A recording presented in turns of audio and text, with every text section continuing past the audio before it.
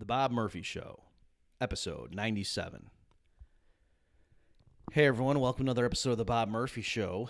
This episode is going to be a bit somber. My guest is Lynn Ulbricht, who is the mother of Ross Ulbricht, whom many of you probably know as the founder of the Silk Road website. So in case you don't know what that is, this was a website that allowed, it was sort of like eBay, that the people running the website didn't hold any inventory. It was a place where buyers and sellers could connect, could find each other, and then payment was done via Bitcoin rather than, traditional financial institutions. And the reason this was a notorious website was they allowed the sale of items that were illegal, drugs, basically.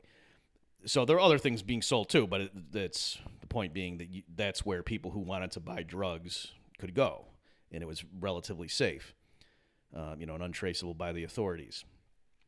I want to mention, we get into this in the interview, but to be clear, Ross didn't want there to be anything that would violate somebody's rights. Okay, so you couldn't sell stolen merchandise and things of that nature. All right, so although it did allow illegal activity, it was stuff that was deemed, victimless crimes, the way we would sometimes describe it.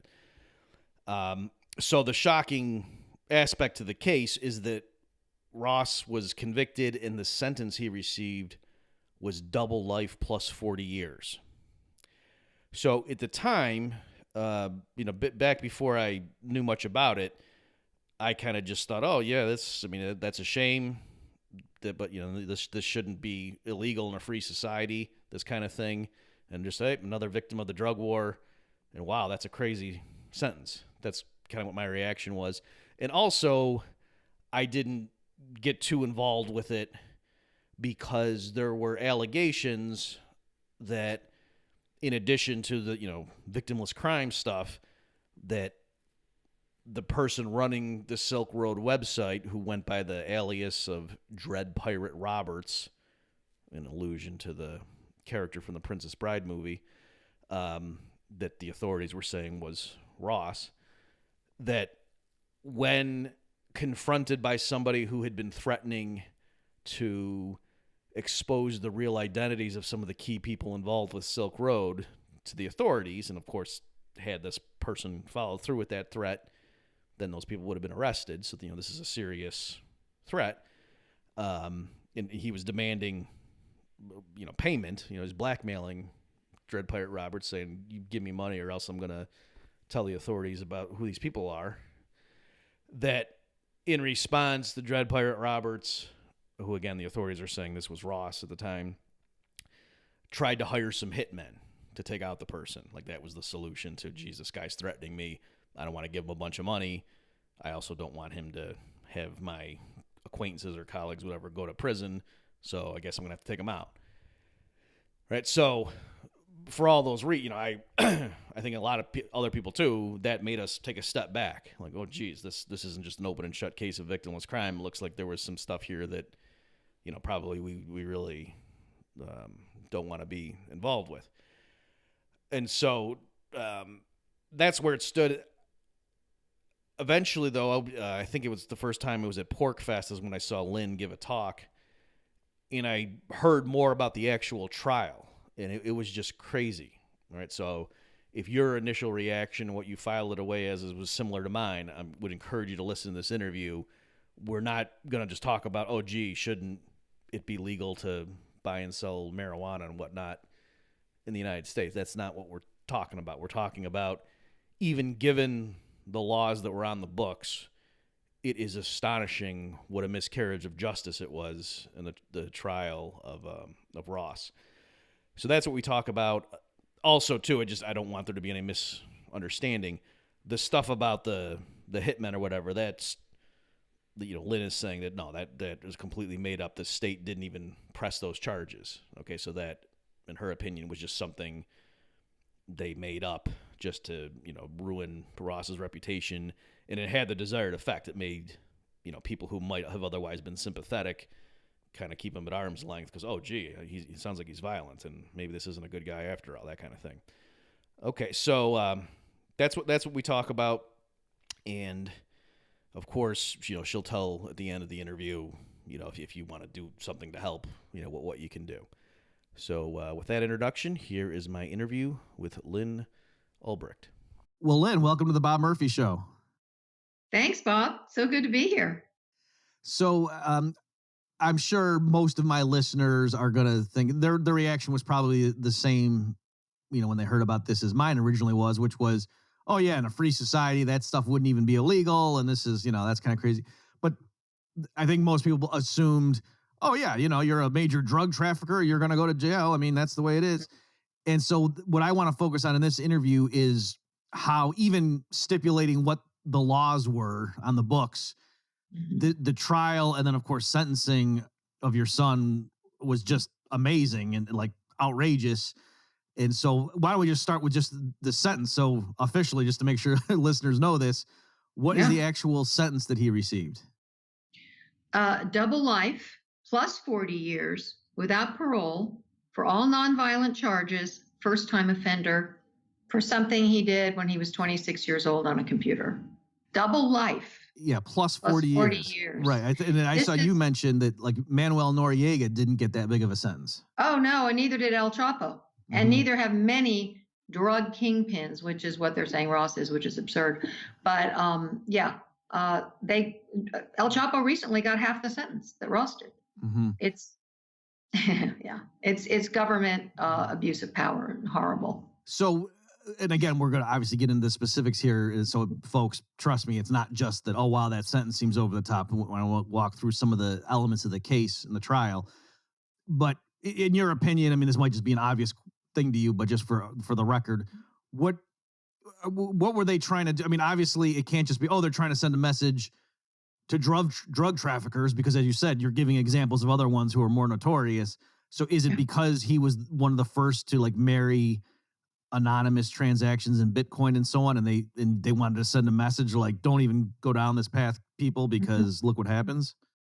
They actually did say you're the first to use the internet in this way. I'm not even sure that's true, but the first to use the internet in this way. And that was one justification for coming down so hard on Ross. Actually, a lawyer wrote an editorial about that and about the fact that someone's high profile, they should have just as much justice in the system. But I do think they did also say they were using him as an example, another abuse of our justice system. That's not what it's about. And but I personally also believe it was about Bitcoin. It was very new then. It was different times then. It's been over 6 years ago, and very few people had heard of Bitcoin. The dark, deep web was, another villain in the whole story, and Ross was made the poster boy for the deep web, which is really unfair. And but it was the Bitcoin. It was the first proof of use of Bitcoin that could be used as money. Chuck Schumer came out. He was on the banking committee, the Senate Finance Committee, and he called for the takedown of Bitcoin and Silk Road. Then it came out just 2 years ago. It kind of backs up my theory, because from Snowden papers, that the NSA was urgently tracking Bitcoin users a couple of months before the takedown of Silk Road and Ross's arrest at the same time. And, they were considering, of course, that's illegal if they're Americans, but it's like, I thought they were supposed to be chasing down terrorists to protect us. Right. And apparently they thought this was a priority, very threatening. And actually terrorists have gotten much less sentences than Ross, lower sentences than Ross as well. Sure. So that's my theory. I think it's kind of obvious, but because the biggest drug seller on Silk Road got 10 years.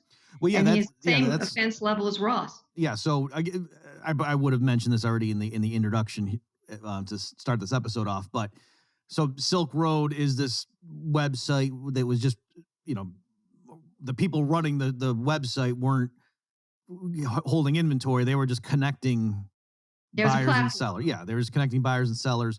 And so your point here is, well, if the problem is, that it was facilitating illegal transactions, how can it be that Ross is getting a more serious sentence than somebody who was convicted of selling drugs over Silk Road. Right, who actually was selling drugs, which Ross is not accused of doing. Right. Yeah, exactly. So that's and it wasn't a hands-on thing. It was a platform, from what I understand, a platform. And there were things that were not allowed because it was based on the non-aggression principle that you're free to do what you want to do with yourself and one other voluntary person. But if it hurts a third party, for instance, in the case of child pornography, it was not allowed. Child porn and anything to do with pedophilia was not allowed. Weapons, violent services, fraud of, stolen property, that sort of thing. And that's very different than a lot of sites and actually Facebook, for example. Right. So, so the point is that even though it was being sold to people as like, oh, wow, this sinister thing, you're saying there were standards in place and the administrators did, if someone tried to offer for sale, like stolen, they couldn't use defense stolen goods or whatever, that would get flagged and taken down. Yeah. And actually Curtis Green, who was a high level administrator, said they would spend all day long making sure. So there was, it was a different kind of place. There was a book club. There was a whole thing about staying safe with, and with drugs and that sort of thing, or getting off drugs. Not too many kingpins are, use the non-aggression principle or care about voluntary interaction or helping people get off drugs or survive or whatever. To call him a kingpin, well, that was just another prosecutorial weapon that they used. And they brought it in at the last minute, actually. And it's calling a website host or creator, actually, a kingpin, which is for abuse. And so another thing that you mentioned there a minute ago was you were saying to get that incredible double life plus 40-year sentence, none of the actual charges, that he was found guilty and were for anything violent. Nope. And I think casual people would say, but wait a minute, I know when that was breaking that, didn't he hire some hitmen or something? So, I mean, come on, Lynn, he's, he killed 2 people, didn't he? So can you talk to that? Well, first of all, no one was murdered, but also this came out as an allegation, which was never by the prosecutors, and then they dropped it when they came time to officially indict him. It wasn't there. And there was articles. So just to be clear, when you say no murders, you're saying there are no dead, like it's not that there's dead bodies, and they're saying maybe Ross did it. You're saying there was no murder, period. No. And now the issue is just, okay, so go ahead. That it was his intention, but this was all based on anonymous chats, which Ross denies. And the thing is, even if it were true, the charge for that without a murder is 10 years. So, look, but Ross is so peaceful and nonviolent. And so it's just, I knew immediately that it was not true. And, and so he was not charged at trial. A jury did not convict him of this. It was never proven, except prosecutors are saying it's true. Oh, you're supposed to believe us with not going by our judicial system of trial by jury. And actually, this was brought to the Supreme Court as a violation of the Sixth Amendment, because the Sixth Amendment was written to protect the accused from rogue judges and rogue prosecutors overriding the fact that a jury hadn't ruled on something, or else had acquitted someone even, and saying, well, we believe it's true, so it's true, into the cage with you. And that's our Sixth Amendment of the Bill of Rights. And it was violated. It was brought to the Supreme Court, and they didn't address it. Actually, Justice Scalia was very concerned about this because apparently it's quite common. And he was saying, this isn't right. It should be a trial by jury, 12 of your peers, supposedly, not one judge deciding she knows best. There was another indictment in Maryland where the corrupt agents resided and were working, and it was based on material from a corrupt agent who is now in prison. And that has been dismissed with prejudice. Done. So there's nothing in the legal system whatsoever that Ross ever did anything like that. Okay, so let me just unpack that, because there's a lot there. I want to make sure the casual listener catches everything that happened here, because it's pretty important, I think, just as an example of how this stuff works. Because again, or not again, but I remember my own reaction is when the thing first broke and whatever. And I was looking into it, because you're writing on libertarian things and you don't know what. Yeah. And I remember when I saw that, it kind of makes you take a step back. Yeah. You're like, Totally. oh, wait a minute. Yeah. I don't know if I want to be going to bat for some guy that looks like he had people killed. And so, I mean, it really does have this chilling effect that everybody who might initially have been sympathetic to someone who was merely being charged with. And so, first of all, the allegation was they had these chats, right, where it looked like, was it DPR acting? Yeah. Well, and who was DPR? Well, no, I know, but I'm saying as far as what the public would have seen. Yeah. And actually, Curtis Green, who was it was a sting. Mm-hmm. The last one was a sting.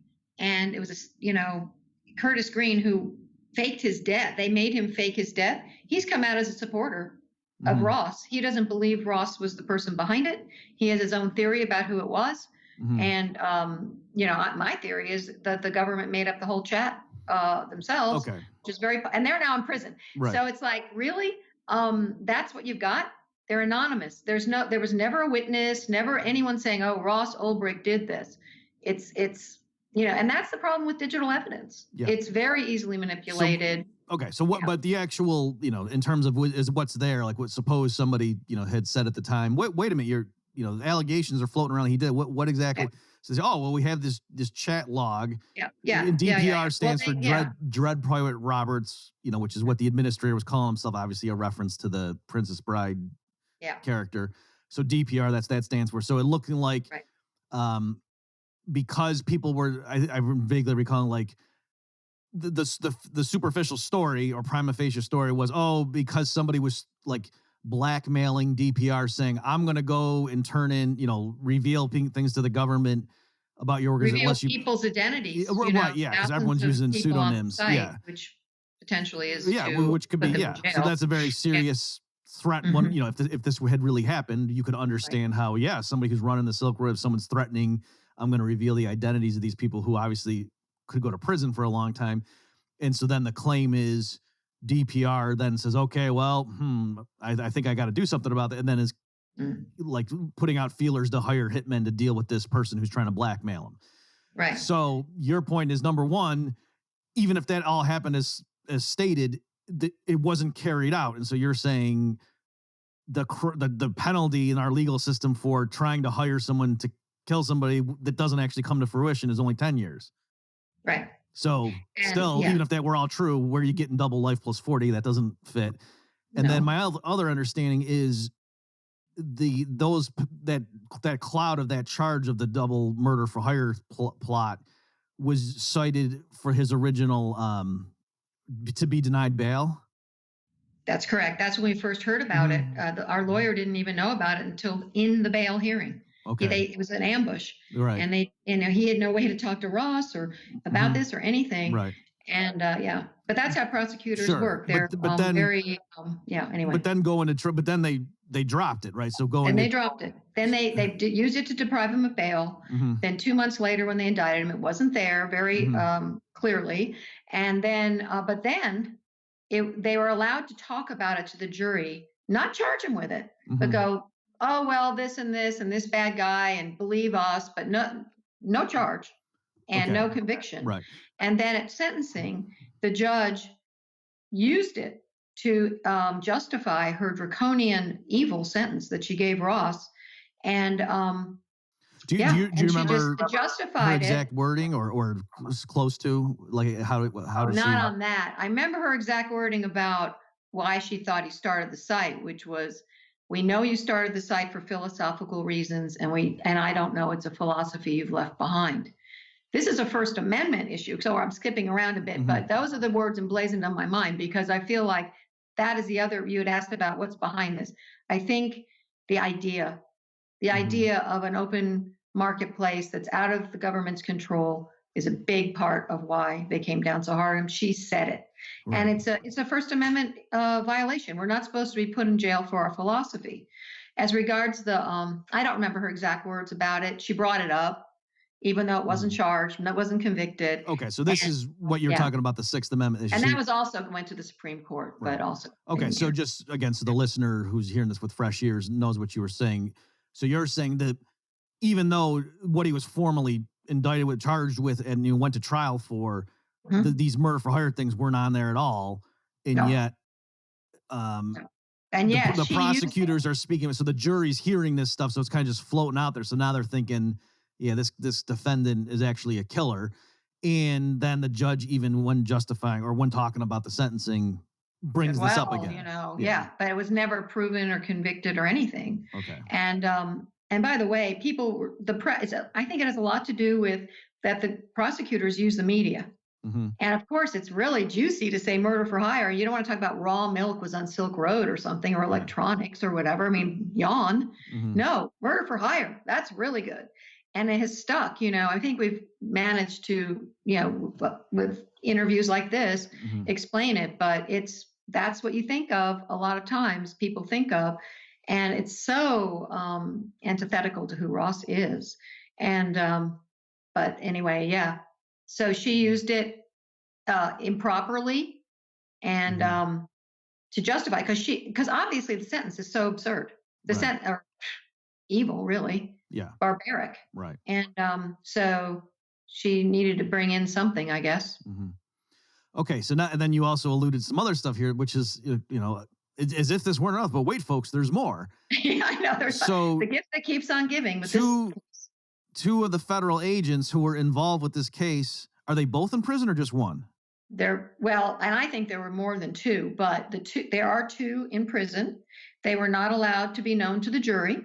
The jury had nothing about them could be known to the jury. Mm-hmm. And so the jury did not know that there were two corrupt government agents who had total access to the site. They had passwords, PIN numbers, keys. They could act as DPR if they wanted, or other aliases. They could change anything on the chats, which was used as evidence in trial. Right. And they could change all of that. This was not allowed to be known to the jury. Okay, so let's hang on before we tell what the jury. Let's be clear on what happened. So when we're saying they're in prison right now, we don't mean because they got caught on speeding tickets or something. No, they were very germane. Stealing. Yeah, they used their access to steal thousands and thousands of dollars. Okay, I'm not sure of the exact amount. I think it was 20,000 Bitcoin. I don't know. Okay, it's a huge amount. You tell me if I'm getting this right or wrong, or elaborate. Sure. So these, it was. Do you know their names at the top of their head, or should I? Yeah. Oh, yes, I do. Karl Mark Force, who was a DEA agent, and Sean Bridges, who was a Secret Service agent, also working for the NSA at the time. Okay, so they were involved early on in the let's call it the crackdown on Silk Road. I don't know which agency had jurisdiction or whatever. And Maryland. And they got you just said the guy's name and I lost. Okay, it's okay. Karl Mark Force and Sean Bridges. So he was one of the administrators of Silk Road. They got him, and then I guess. No, you mean Curtis Green. That's what I mean. Yeah. Yeah. Sorry. Yeah. They did, and they forced him to fake his death, blah blah blah, but also give them a back door to the site, and that's how they got all this access. And so early on, before Ross gets arrested and everything, these agents have already, applied the pressure to one high-level administrator of the website. He gives them his login credentials. Yes. Under duress or whatever, or maybe to cooperate with them. Sounds like duress when he describes it, but so it's not like part of a family. It's not like part of a plea deal or something. It was like they're going rogue and on this shaking him down. I don't know if it was rogue. It was probably all part of the thing, but it was still, yes. Okay. It wasn't part of a formal plea agreement. Threatening his family, etc. So he gives them the law. So then with the ability of them now, they're effectively Silk Road administrators. Yeah. Oh, definitely. They go in and they raided the accounts of people on this. So they're stealing Bitcoins from vendors, Right. And nothing got stolen from Silk Road up until that point. I mean, and that there are millions of dollars, not billion like they say in the media, but multiple millions of dollars being, and nothing was ever stolen from it. Right. So these there was a certain integrity there, that So it was about it was about a free market. It wasn't about drugs and all of that. It became that, but because it was considered a free choice amongst individuals. If you wanted, it was mainly cannabis, by the way. I know I'm digressing slightly, but I want to get this in. Carnegie Mellon did a study. The most commonly exchanged drug was user amounts of cannabis until the agents got involved. Then it got big, but as far as cannabis, but there were hard drugs on there. I'm not going to defend it at all, but it was considered a free choice and up to the individuals as long as a third party wasn't harmed. So, that's a fairly libertarian point of view. Yeah. And so anyway. Okay, so but I just want to be clear with that, but I wanted to make sure that that is a good clarity, because you're right. The way it's portrayed is like, people are thinking this is like, sarin gas or something, and no, it was right. A lot. There were bad things on there. Yeah. There's bad things on Facebook. Actually, Facebook has sold. People have sold a lot more drugs on Facebook than they ever did on Silk Road. That was brought up in Congress. But and of course Craigslist and all.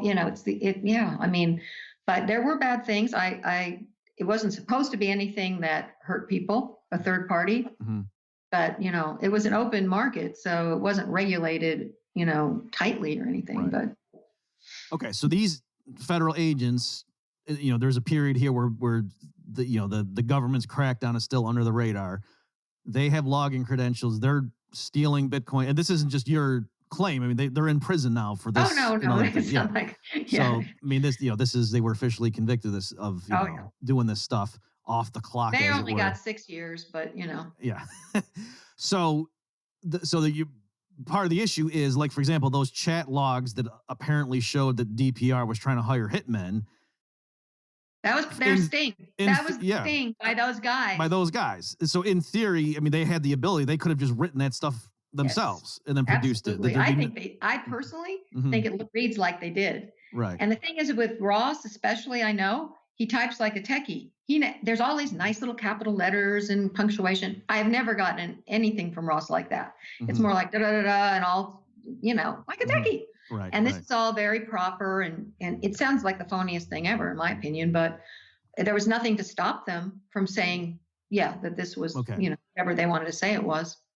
And so that's kind of amazing that, oh wow, these guys who are clearly doing corrupt stuff, they're stealing from a crime scene or whatever you want to call it, and that, in terms of the government's jurisdiction or whatever, and the way protocol should be, while they're working a case, they're stealing money from the potential people or criminals, and they have the ability to forge all kinds of digital quote evidence that is going to be used.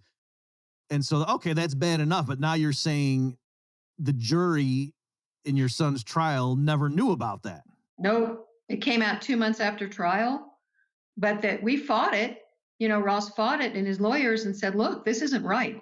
And the prosecutors are like, no, well, we're doing an investigation. This will ruin it if it comes out in trial. And we said, okay, well, wait, put it off till you're done. No. Ross has a right to a speedy trial. I'm like, wait a second, Okay, so what a joke. Can we unpack that? So, so your team, you guys knew, like, what's the timeline, I guess? Like, how did you know what was going on when? They had a pre-trial hearing. Actually, the prosecutors did not let the judge know about Sean Bridges, but she did know about Carl Force. And so they hid that from her. And they were pushing for not having them in the trial. And our lawyer was saying, wait a second, this is a very important part of the, proving innocence and at least reasonable doubt. And they fought it, and she upheld what they said and kept it from the jury. And then 2 months later, it all came out about these agents. So during the trial itself, when you guys were pushing for this, at that point, what was had they been relieved of their duties, or were they in prison? Yeah, well, they were under investigation, but this was pre-trial. This was a sealed pre-trial hearing that I couldn't go to. And it was determined at that time. Yeah, they had not been arrested yet. But they knew they were under. See, that's the thing. They go, "Oh, you're going to ruin our investigation." They already knew they were under investigation. They'd been interviewed by the prosecutors already. So, and I think Sean Bridges tried to escape, and it was a whole. So they already knew that was a bogus excuse. They did not want the jury to know that this was going on, because that would undermine their case. Then it's like, well, wait a second. Who's DPR? Who's this? Who did this? It's all anonymous. No, we've got our trophy. We're going for our trophy. That's what they do. That's what prosecutors do. And they put your head on the spike like in a medieval castle and say, we got our man. And if you do this, and it's really horrible what it's become in our justice system. It really is. We don't really have a right to a fair trial anymore. And That's why something like 98% of people plea even to things they're innocent of, because they are threatened by prosecutors. Their families are threatened. It's not good. It's a very bad situation. Now, I remember I've seen you, of course, in different venues, giving a public talk on this stuff. Yeah. And there was one that really jumped out at me like, wow. It happened over a long weekend. Do you know what I'm talking about? The judge said one thing on a Friday and then came back. Mm-hmm. Can you tell that aspect of it? Sure. Yeah. It was the third day of trial, I believe. They were interviewing or cross-examining Jared Yergin, who was really the initial investigator out of Chicago on this. He had spent 2,000 hours, 2 years as undercover on Silk Road. He knew it very well. He never thought it was Ross, by the way. This is all on our website called, we've changed the name to Silk Road, The True Story. It's you can click on it and you can read it or see a little video about it.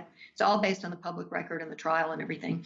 And he basically said he thought it was Mark Karpeles who was running Mt. Gox. That was what he thought and suspected. He also talked about how out of Maryland, the same place where the corrupt agents were. Can I stop you? When you say he thought it was, what do you mean? Like who the DPR was? The DPR. The Direct Pirate Roberts was Mark Karpeles and had reasons. I'm just, again, for the listener. So unpack that a little bit. So everybody admits Ross founded this website, but the issue is he's saying wasn't always DPR or never was. Yeah, it was his idea. Mm-hmm.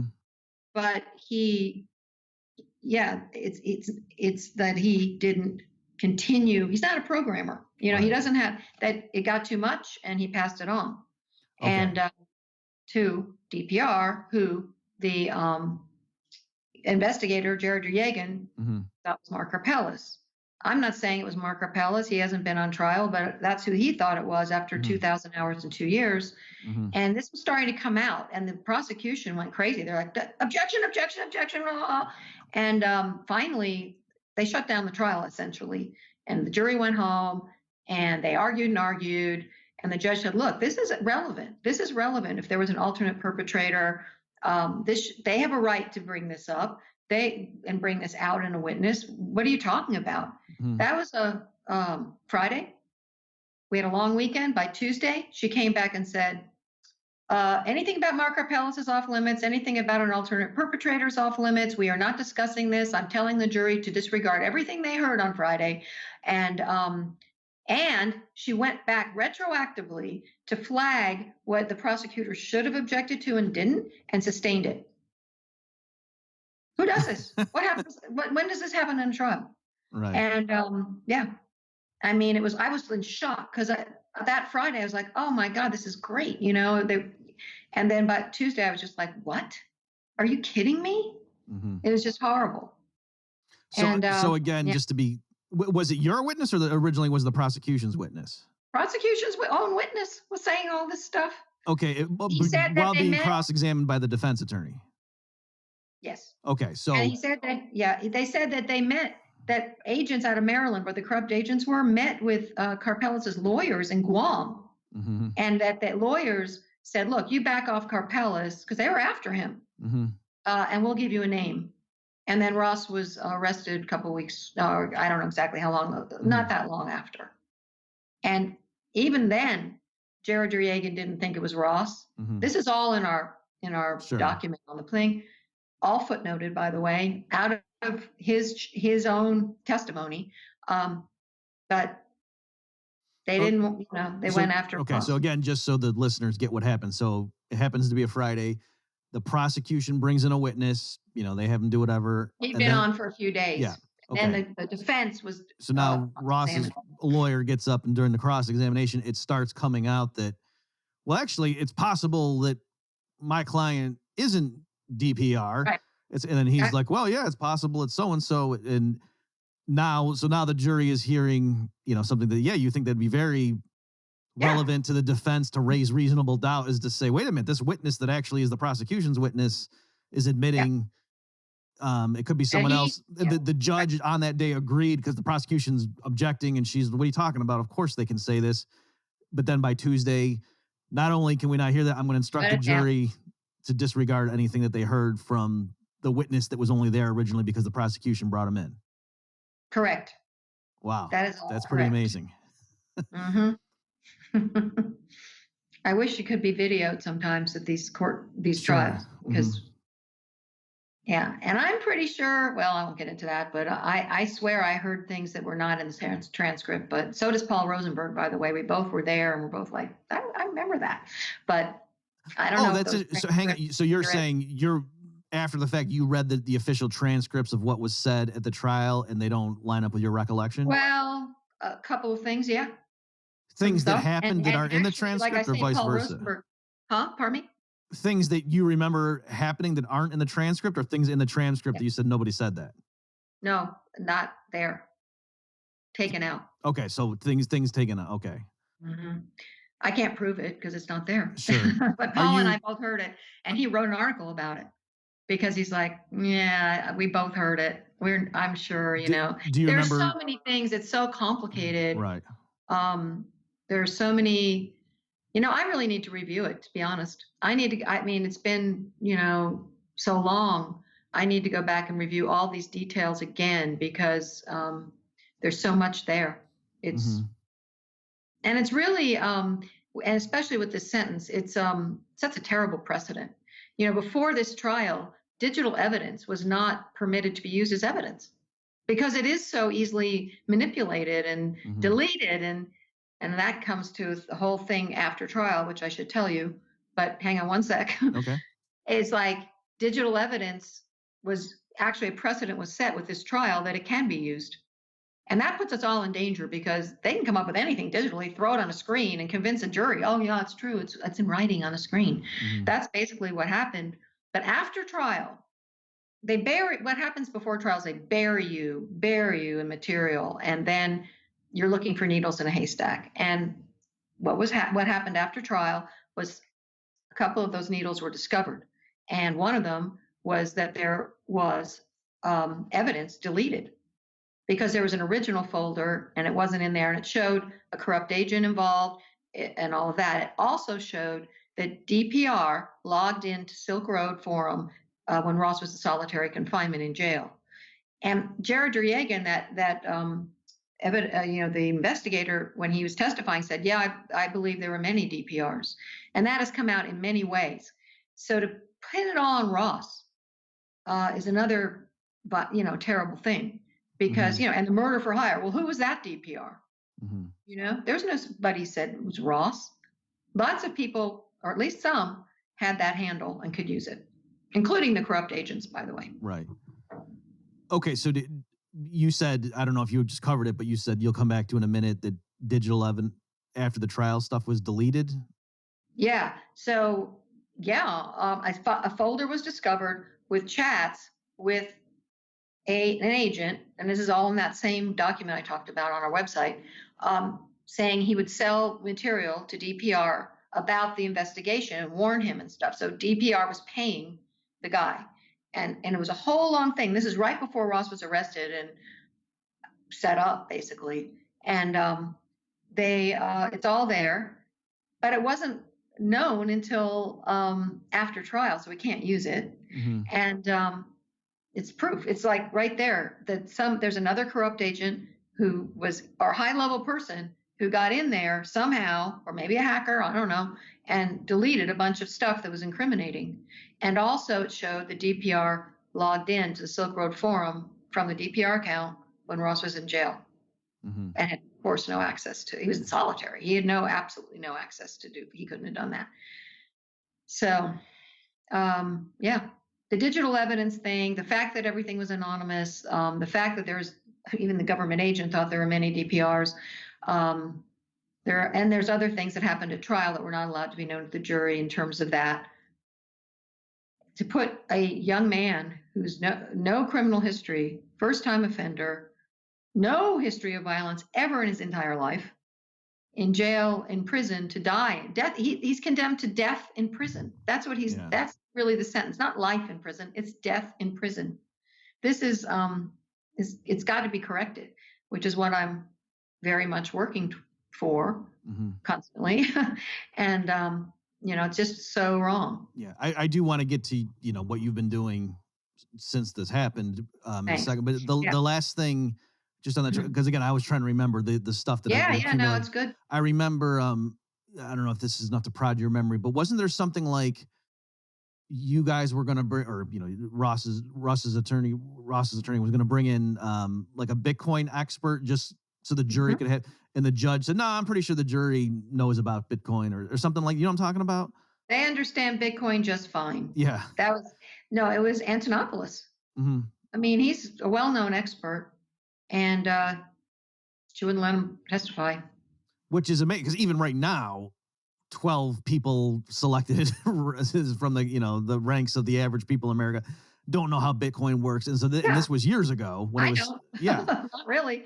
Yeah. And the point wasn't, it was just to give some factual information just so the jury could kind of understand how this website worked. And what do you mean that, they're sending payments outside the traditional channels and what, and the judge, said, no, that the jury, I think they understand it just fine. So he would have refuted. See, he would have refuted the government witness, who was not a Bitcoin expert particularly. He'd done a little bit. And from what I understood from him and from Roger Ver and others, it didn't even make sense what he was saying, but the jury didn't know that. He was talking about it like it was typical bank transactions and stuff. It's very different. Mm-hmm. And the jury was clueless about it. They were like, half of them were asleep half the time. Mm-hmm. I mean, I don't blame them, really. It got to be, what they do is the prosecution just kept talking, and you're finally like, oh my God, with all this technical stuff. They didn't understand. And actually, the judge coached them. She said, I don't think they really understood your explanation of Torah. Do you want to do that again? I'm like, really? I thought you were supposed to be a judge and not on their side, coaching the prosecution. Right. It was pathetic, actually, and it's very worrisome. That it was a travesty, and this is our court system. This is what are supposed to be between us and the government, throwing us all in a gulag, and we don't have much in between right now. So since that happened, I mean, I don't know if you want to talk about like the things you have helped organize and what you've been doing. Yeah, sure. We've gotten so much great support from people, from the Von Mises Institute. Jeff Dice wrote an article. Walter Block's a supporter. You're a supporter. It's been great. The Libertarian Party officially asked President Trump for clemency for Ross. And we have a widespread support page I sent you on our website. And we've gotten great people to step up and say, no, this isn't right. His sentence needs to be commuted.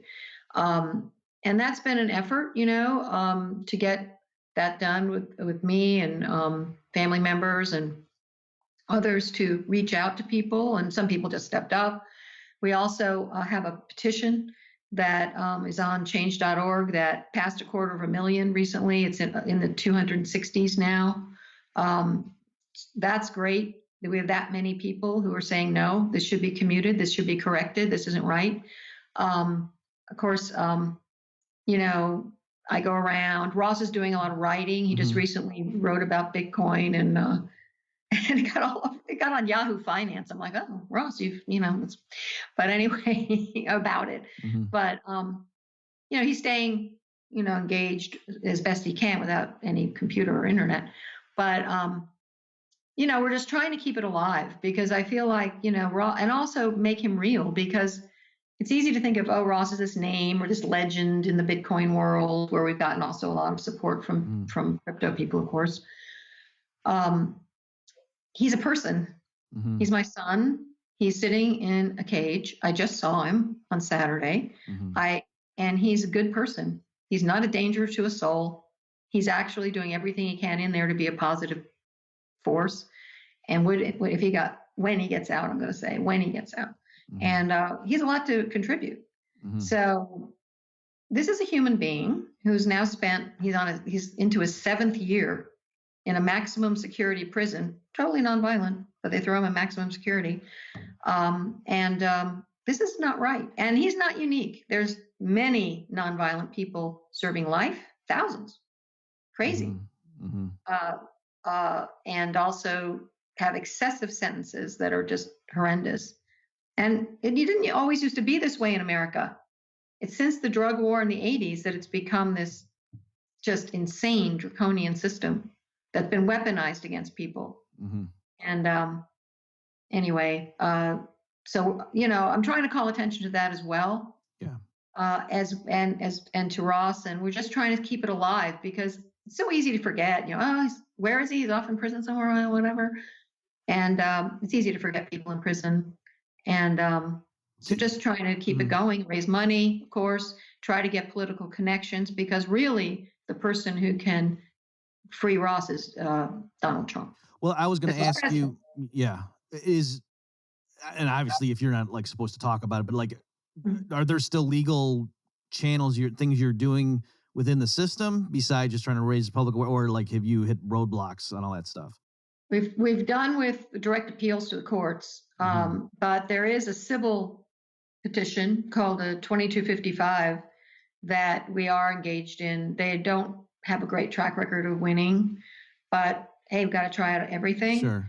We're putting a lot of our effort behind clemency and getting the support of people, putting together, a packet of letters and trying to make contacts with people who can talk to the president and saying, look, this is something to consider. This was wrong. The sentence, and we're not asking for a pardon, just to be clear. We're asking for a commutation, which just simply means correcting a bad sentence. I think this is the poster child for correcting a bad sentence. So, like legally speaking, support. I mean, I have people coming up to me at conferences all the time saying, if Trump did that, I'd vote for him. You know. But besides that, I mean, it's just the right thing to do. It would push back on this precedent of excessive sentencing. And Trump recently, worked with the Kim Kardashian and whatever, has been doing things like that, dipping his toe in at least. So it's not inconceivable that he might. That's true. And he has, given commutations to drug offenders, which Ross is, even though he didn't sell drugs, is the drug offender. And, so we're hopeful. I really hope that, obviously I'm hoping and praying that this will be the year. And meanwhile, I'm going around raising money, and because of course we have to pay lawyers. We've got lawyers for the 2255. We've got lawyers for clemency. We've got all this stuff. And so that, and also just trying to work any connections we can, and also asking people, please sign the petition. You can go to freeross.org. It's big red banner, or freeross.org/petition, and join us and share it, because I feel like it's no guarantee, but it is impressive to congressmen I've spoken to and others. Oh, really? Over 250,000 people. This is not just some little thing. This is a high-profile opportunity to right a terrible wrong and offer redemption. Look, Ross says, I regret it. It was a mistake. He was 26, and I'm not saying it's all okay. He has served quite a bit of time, but what 26-year-old hasn't made a mistake? And especially if no one was harmed physically, or, there's no victims named at trial, it seems that he shouldn't have to pay for that mistake when he's 35 now. He shouldn't have to pay for the rest of his life. I mean, that's just so overkill. And, he's a different person now. He's a 35-year-old man. He was a zealous, libertarian, free market, I'm going to, bring freedom to the world guy. And by the way, back then he talked to Jeffrey Tucker, called the Mises Institute and talked to Jeffrey Tucker. And, he was very much freedom, passionate about freedom. And look, he's not a bad person, and he's not going to hurt anybody when he gets out. Okay, well, we wish you all the best, Lynn. Thanks. And I'll point. I guess one last thing is that what's the name of the movie, like the sort of documentary that's about this? Oh well, Deep Web by Alex Winter, narrated by Keanu Reeves. It only goes up to the trial. I wish he could go to a sequel, because he really did a good job. Yeah, that's the one I meant. That was a good one. Yeah, and it shows he interviews top admins in Silk Road saying, "Oh yeah, there are lots of DPRs." They said, if I wanted to get something done and the first DPR would say no, I just go to the next one. Right. I'm like, so Ross takes the brunt for everything? Yeah. That's not right. Okay. So folks, I'll have links, of course, to all this, into the petition and so forth at bobmurphyshow.com/97. Wish you all the best, Lynn, and hope this works out in the end. I do too. I look forward to when you can meet Ross in person and talk about economics. He's very interested in economics. I'd love to do that. Okay. Yeah. Take care, Lynn. Okay. Thanks, Bob. Okay. Bye-bye. Bye.